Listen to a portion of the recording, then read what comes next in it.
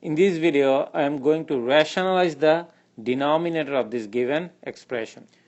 Remember that rationalizing the denominator means getting rid of the radical value in the denominator, and there is a special trick for doing that. The trick is to multiply and divide this expression by the conjugate of this denominator. So what is the conjugate of 5 minus square root of 7? Conjugate of that is 5 plus square root of 7.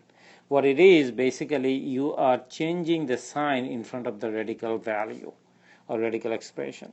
So if I gave you 3 minus square root of 2, the conjugate of that is going to be 3 plus square root of 2.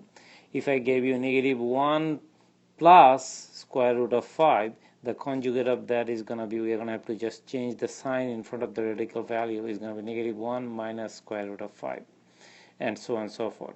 So the conjugate of this is 5 plus square root of 7. So I multiply this expression by conjugate and divide it by the same number, 5 plus square root of 7.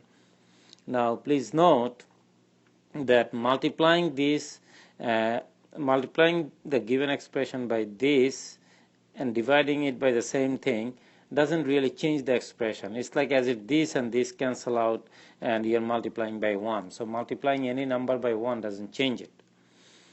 So however, you don't want to cancel it out. Sometimes I see that the students multiply it out, then they cancel it. The objective here is not to cancel it and then multiply it out and get rid of the radical value in the denominator.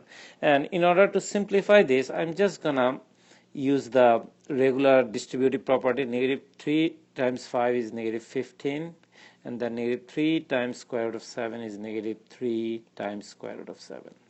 And in the denominator, I could simplify it using distributive property as well, which is this: 5 times 5 is 25, then 5 times square root of 7 is 5 times square root of 7. Then negative 7 times square root of 5 is negative 5 square root of 7, and negative 7 times negative square root of 7 times negative positive square root of 7 is going to give me negative square root of 49. Now I'm going to simplify things further. On the numerator I cannot simplify things, however in the denominator I can. Look, this is positive, this is negative, they cancel out. 5 square root of 7 minus 5 square root of 7 is going to cancel out. Then I have 25 minus square root of 49, which is 7.